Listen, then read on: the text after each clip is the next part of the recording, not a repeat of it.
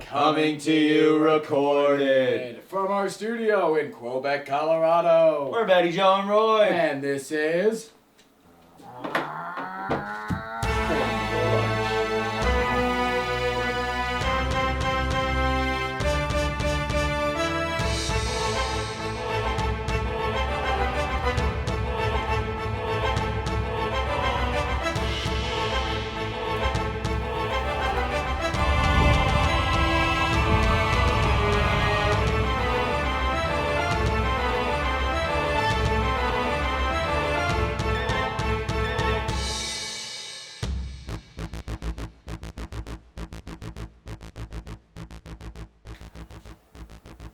This week in Montreal, Canada, we had a very exciting race. Coming out in 20th place, Sergio Checo Perez with the early DNF in the opening laps of the race, just losing power in that unit and going down. Proving that Red Bull does not give you wings. Yeah. And with the sad DNF afterwards, we have that of Mick Schumacher, who, great race. Phenomenal. Got into Q1. Phenomenal. He was having a great weekend. And once again, the Haas failed him. When he's not failing the Haas is failing him. Thank you, Ferrari. Woo! Coming out in 18th place, Yuki Tsunoda with yet another DNF. But don't worry, this one wasn't related to power unit issues at all. Finally, but it was a very, fortuitous yellow flag there for Carlos Sainz? It was definitely a fortuitous yellow flag for the front of the grid. They were able to get some good pit stops. We saw some good strategy changes there, going from the hards and the mediums. It was very interesting. Someone that did not benefit from that was K-Mag. With that black and orange flag from the early race, he bumped into Hamilton. He started in 7th? It was turn 3 of lap 1. Right going into it, he just kind of bumped his left front. Yeah, Hamilton at risk for a rear puncture. Front puncture. Well, no. Front puncture. It was his front left. Right. Front left tire at the front right of the front wing there. A lot of fronts. That's all right. You know who is not in front? Nicholas Latifi coming out in 16th place. Honestly, he's just... Congratulations on finishing the race.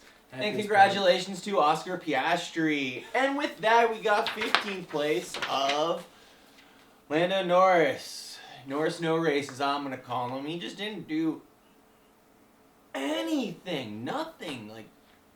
And it's a real shame that Landeskog Norris didn't do so good with the way the Avs crushed the Tampa Bay Lightning. Just had to put that one in there. But Landeskog Norris, no race. He didn't have anything going for him. And with that, another no win of Pierre Gasly, 14th, no points. Just disappointing. It's sad to see the 4 Red Bull units. The AlphaTauris, both of them had a terrible race. I mean, Yuki put himself into the wall. At least Gasly managed to stay out of the wall for a little bit. Yeah, what was that? Did he just get afraid of the pit exit or something? I think it was brand new tires and just, wasn't planning to be riding on wax into turn 2. Speaking of riding on wax, or not, Alexander Albon, who, he did do better than Latifi.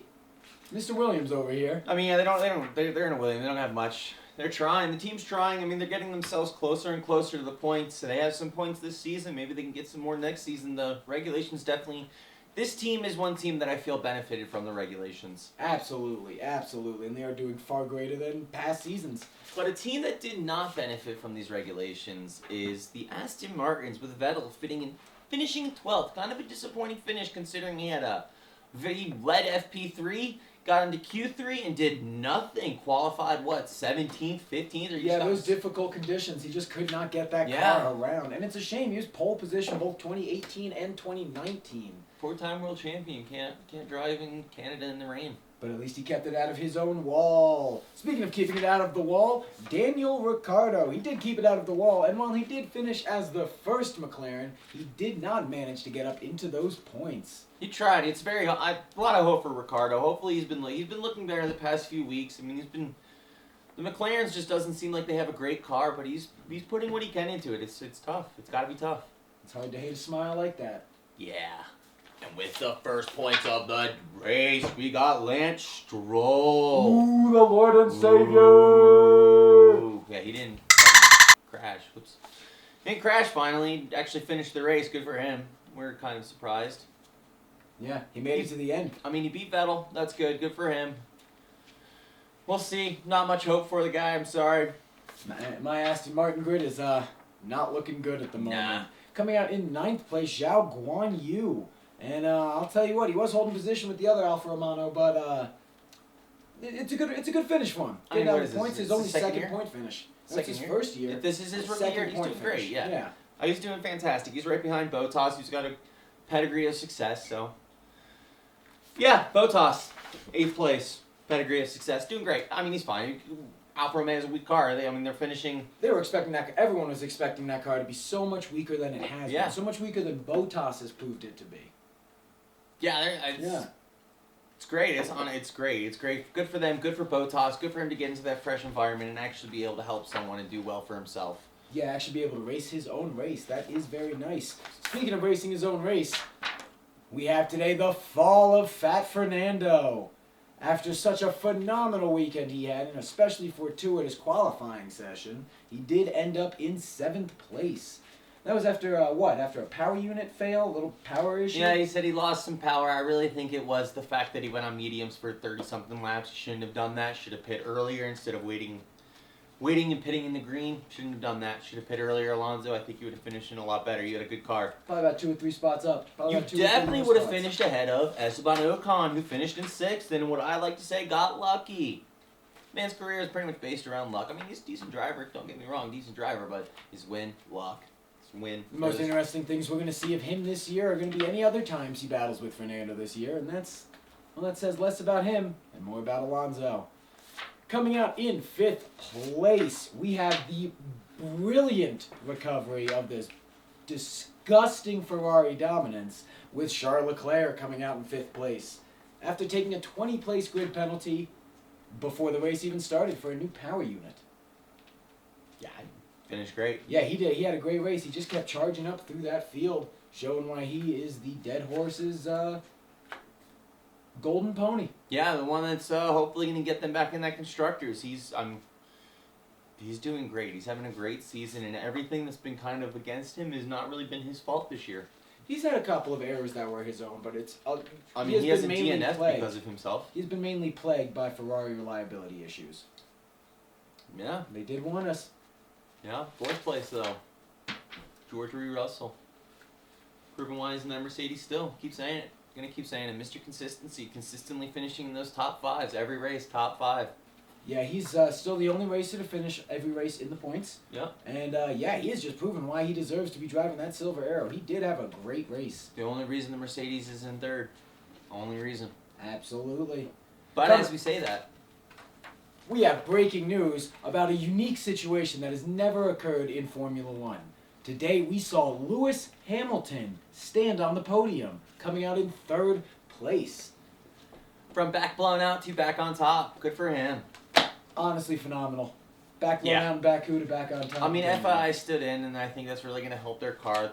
That Mercedes, once the bouncing stops, I think they have the power for it. I mean, that bouncing stop causes a lot of friction. See far less porpoising this weekend. Far less porpoising. Granted, they were still like 3 seconds behind. They were able to keep up pace.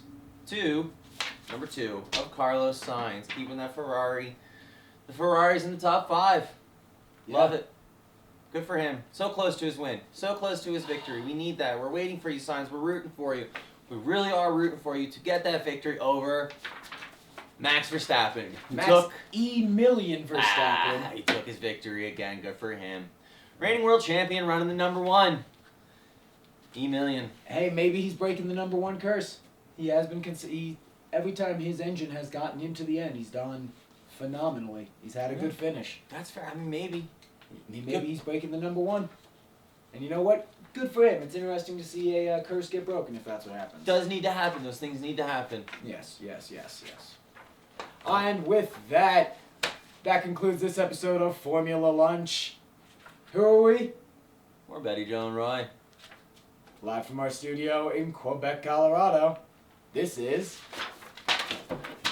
Walter Cronkite.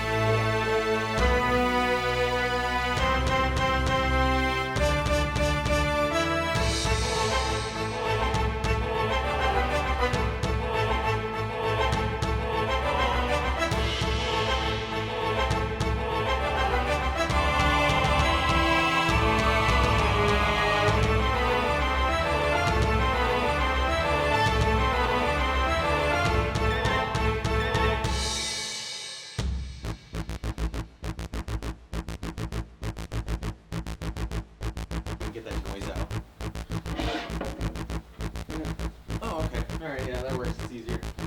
Ah! I hurt my back. Nice. I'm getting so